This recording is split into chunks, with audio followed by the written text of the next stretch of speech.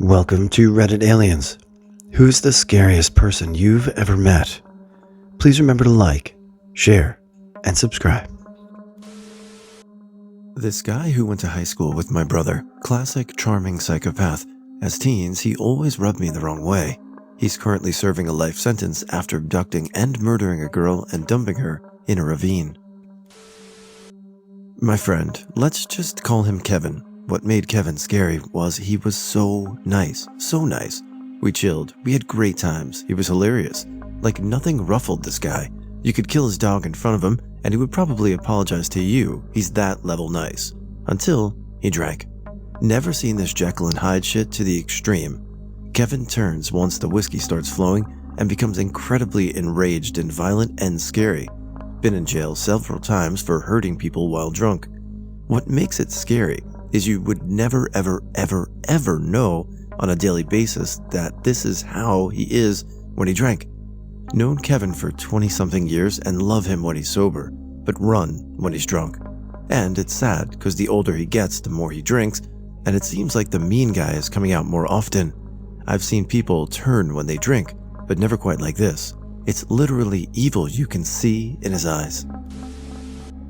My stepmom, she was a sadistic creep who got off on making me miserable. She would routinely deny me access to the bathroom as a child till I wet myself, then have me punished for doing so. She would make me take a bath last after all of my siblings so the water would be extra filthy and make me use a washcloth to clean up with. I did not have a bed at their house from the ages of 4 to 15.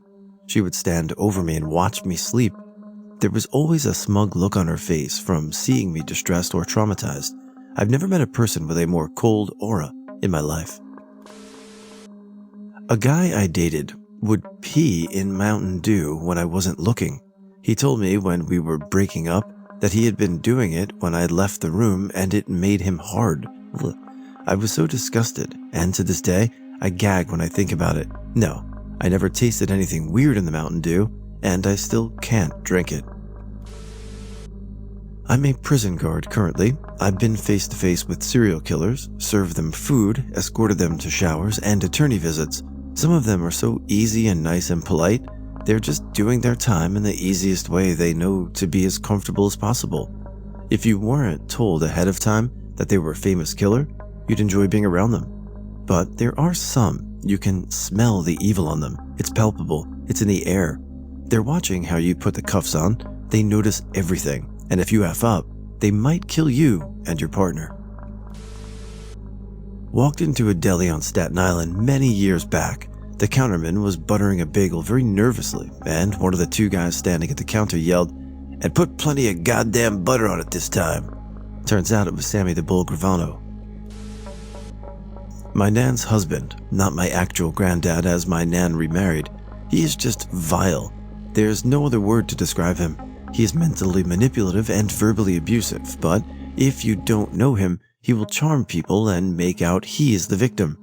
After he horrifically ruined my mother's funeral and proceeded to turn my mom's cousin against me after the funeral, my friend's mom and a family friend tried to sort it out as they both see through him, but he got his way as usual, and he shot my friend's mom a look that she said she had never seen such evil in another human's eyes. She said it took the breath out of her, just a taste of his attitude. My nan had multiple sclerosis and couldn't eat a lot as the muscles in her throat and mouth physically couldn't take much use, and he would complain he just made lovely food and she's wasting it. So, when she is in tears, forced herself to eat, he would ask, "Did she want dessert?" She'd say yes, I think, just to keep him happy, and then he would say, "You moan about your weight, then you eat all that and want more." This was his attitude and worse for us all. He'd scold you for not doing something, then punish you when you did. The guy who asked for a smoke once when I was standing outside a restaurant on a work lunch, I gave him a cigarette and he told me he'd just gotten out of prison and proceeded to vigorously mime the assault that put him there. There were a lot of uppercuts, apparently. In terms of actual capability of violence, some JTF2 and CSOR assaulters that I've known and done a little bits of training with. I was not directly scared of them though. We were all on the same side, and they are disciplined enough people to not engage in random acts of violence. Honorable mention to a particular infantry NCO who kept pictures of people he killed on his phone, including some from an engagement he was later awarded a medal for by the Governor General of Canada. Again though, while he was unhinged in a break glass in time of war kind of way, as far as I know, he was only shot legitimate combatants in a war zone. In terms of actually being personally sketched out, I've worked high security forensic psych units and interacted with and been in a few decent fights with actual psycho murderers. Even among those ranks, a couple of them really stood out. They were both individuals who went from relatively normal people with normal lives to gruesomely murdering friends and family seemingly out of nowhere. It's one thing to know that some people have violent tendencies or are prone to lose their temper, but when these people were initially admitted, we were dealing with an almost absurdity that any time they weren't actively restrained or sedated, they were going to try to attack somebody, try to kill themselves, or both, all while talking to Satan. That's a very different knowledge to walk into an interaction with. I met a contract killer who was released from prison early for compassionate reasons, less than 6 months to live, lung cancer. He was a family friend of one of my friend's boyfriend's family. Guy killed 8 people in the 70s and early 80s. Dying or not, I did not enjoy eye contact with this man. My ex-husband, he was abusive and flipped like a switch. I remember getting choked for not folding his laundry the right way and hit because he could not find his shaving cream. I had my own, so why would I know where he put his? After I left him, which took too long, years, I found out 2 women he was with before me had PFAs on him. I got one too, and the woman he was with after me died within 2 years by suicide, but I saw the marks on her neck on social. If she hurt herself, it was only because he probably messed with her head so bad when he was hurting her. I know there were many nights I thought I'd rather die than keep living like this. With that said, if you or anyone you know are being hurt, there is hope. I've been away from him since 2006, and my life is beautiful now, drama-free. There is help. You just need to be the one to ask for it. Guy kicked my dog in the head with his steel-toed boot. I didn't find out until after I left, but my dog ran opposite way of him the entire visit. Weeks later, I find out he shot their family dog, extremely friendly collie, out back because he got too close to the baby. Whole family is nuts, but anyone who can do harm to a dog is scary AF.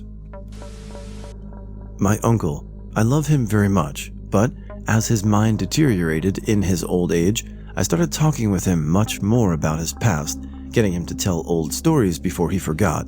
He was a biker from Orange County, California.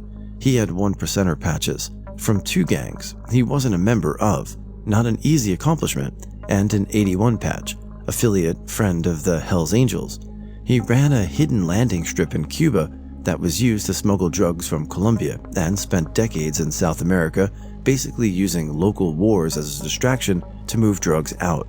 He said his one real regret in life was having to shoot a Sandinista who looked about 13. I don't know if he ever killed anyone else, but the 1%er patches indicate he probably did. But this was his one regret because of the boy's age.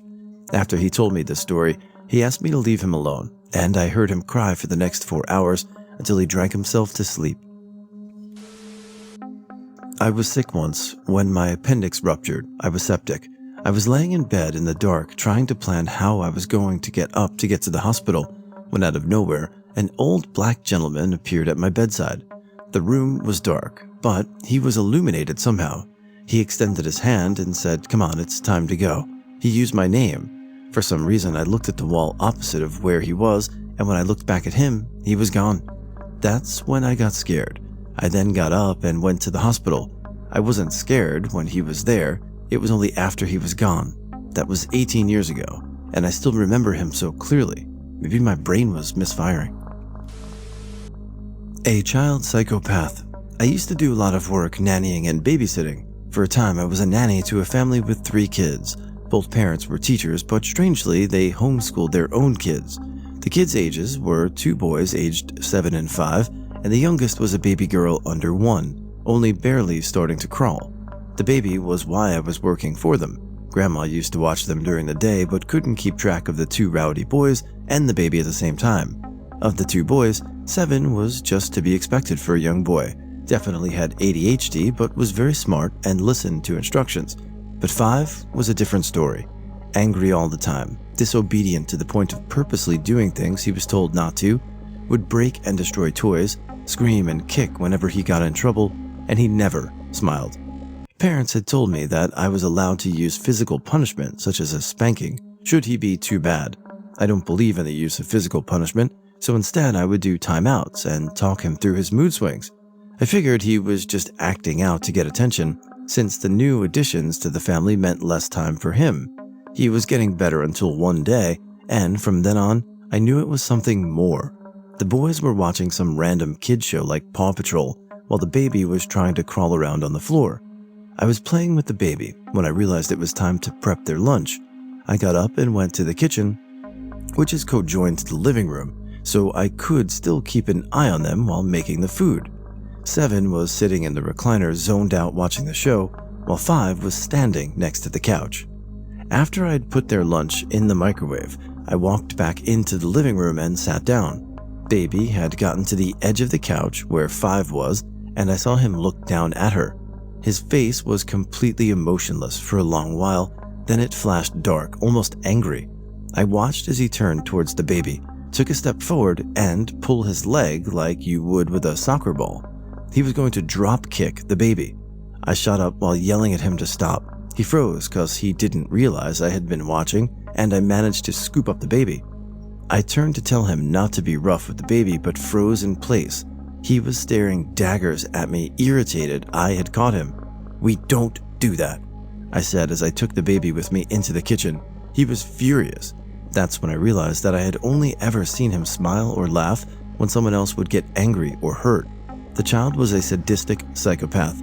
I know they say they can't diagnose kids, but this child displayed no remorse or empathy. He terrified me, especially since he wasn't afraid to hit me when he got angry. I only worked there for a short time after that. I knew I couldn't keep working there in constant fear that he was going to hurt the baby and it'd be my fault. I lied to the parents and told them I would be starting college classes soon that would conflict with the hours they wanted me to watch the kids. Glad I left, but live in constant fear I'll run into them or see the kid on the news having killed his family or as the next big serial killer.